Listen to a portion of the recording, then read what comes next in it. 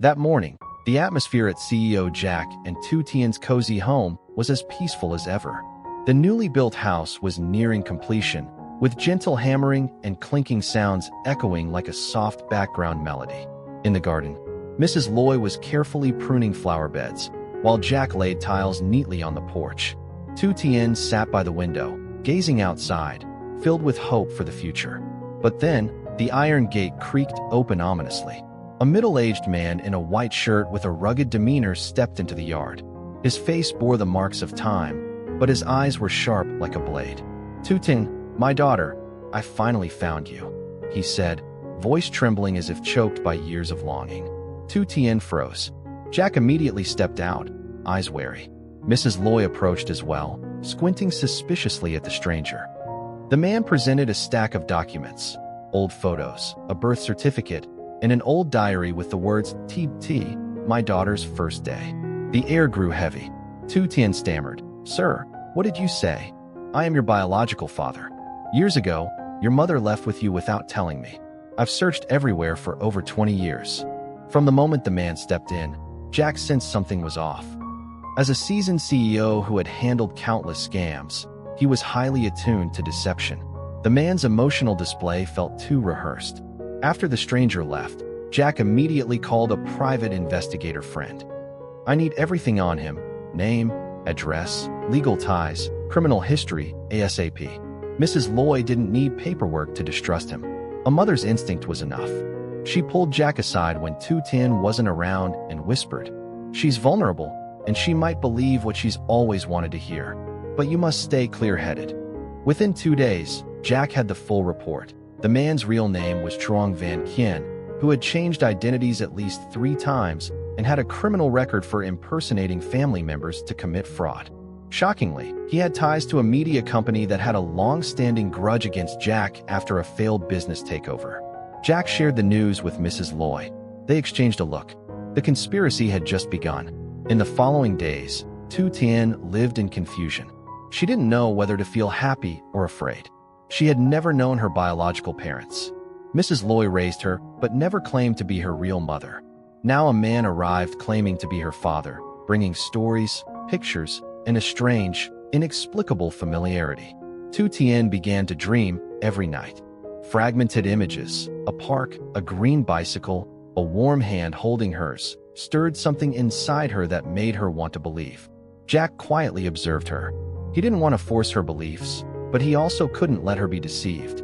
One evening, sitting beside her, he gently asked, "If I found out something you didn't want to hear, would you blame me?"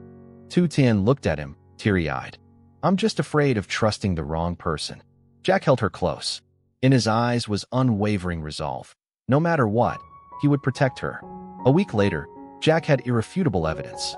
Kien wasn't just faking a blood relationship, but was also plotting to gain legal authority over Tu Tien to access a charitable fund she co-founded with Jack for orphan children.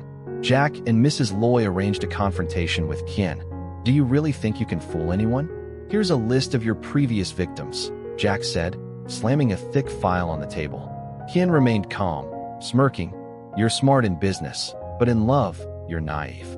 Sometimes, one word, father, can blind reason." Mrs. Loi stepped up, staring him down. "You're wrong. This girl has a real family, and you're not part of it." Kien retreated for now, but Jack knew it wasn't over. That evening, Jack presented all the evidence to Tu Tien. Without a word, he sat her down, opened his laptop, and let her watch. When a video showed Kien conning another girl with the same fake father story, Tu Tien was stunned. Her tears weren't from sadness, but regret. "I almost gave my heart to a monster." Jack embraced her. "It's okay. What matters is that you saw the truth." Tu Tien filed charges against Kien with all the evidence. The media exploded.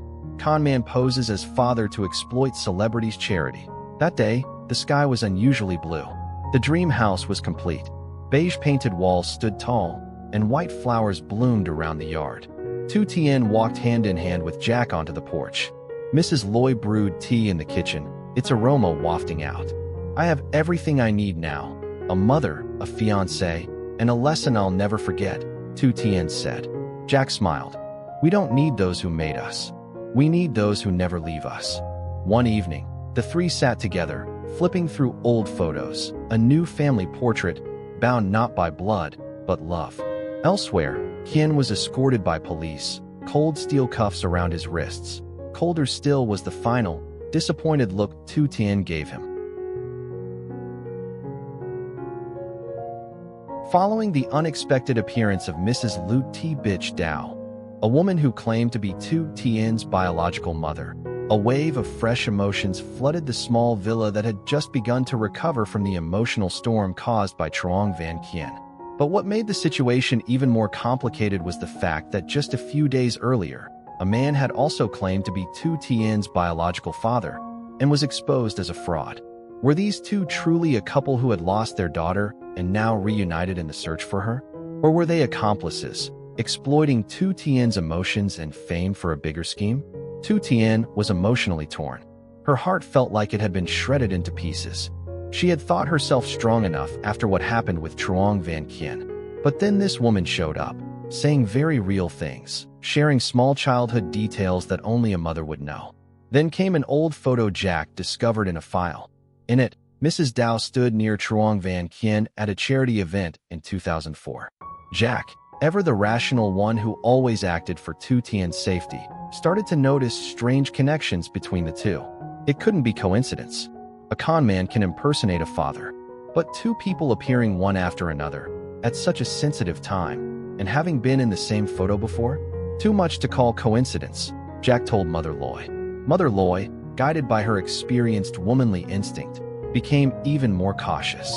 She didn't confirm or deny anything, but always stayed close to Tu Tien during her meetings with Mrs. Dao. The way the woman cared, asked about Tu Tien's investments and charity funds, made her suspicious. Meanwhile, Tu Tien lived in turmoil. She wanted to believe she had truly found her birth mother, someone who had to give her up due to difficult circumstances. But her instincts whispered that behind the gentleness lay a dark and unknown abyss. Jack refused to let emotions cloud his judgment. He investigated Mrs. Dao's past and found suspicious signs, multiple aliases, transactions involving secret personal funds, and most notably, financial links to an organization once suspected of identity fraud schemes. He kept silent in front of Tu Tien, not wanting to hurt her without solid evidence. But the question haunted him. If these two strangers once collaborated in fraud, were they now staging a new performance to gradually take control over Tu Tien's life and assets? When DNA results confirmed that Mrs. Dao was indeed Tu Tien's biological mother, Jack didn't feel relief. In fact, he became even more uneasy. If someone who once worked with Kien was also truly her mother, could maternal bonds wash away the stains of the past? Or was it precisely because she was the real mother that the scheme this time ran deeper? Tu Tien fell into silence. She sat by the window, once her favorite morning spot, now a place of confusion. One claimed to be her father, another her mother, and both had once appeared in an old photograph. What were they to each other? A real couple or accomplices in a network of emotional exploitation? If they were truly once a couple, why didn't they come together? Or did they split roles to mislead everyone more easily? She wrote in her journal. On one tense evening, Jack called all three, Tu Tien, Mrs. Dao, and Mother Loi, into the living room. He placed the printed photo from 2004 on the table, along with copies of records gathered by reporter Tuan. I don't deny that you're her biological mother, but you were once involved in a fraudulent organization. You were also seen with the man who psychologically tormented Tu Tien. Can you explain this? Mrs. Dao stayed silent for a while. Then she sighed and said, I and that man, Truong Van Kien, were once husband and wife. We lost our child, and each chose a different wrong path to survive. But I swear, when I found out she was alive, I only wanted to see her one last time. No one could know for sure what the absolute truth was.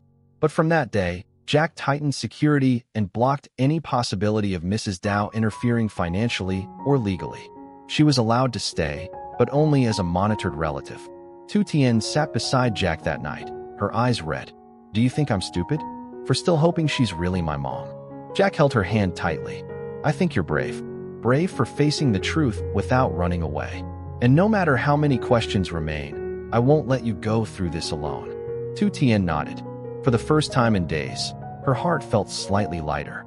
Whatever the truth may be, she still had Jack, had Mother Loi, people who loved her without needing any DNA proof.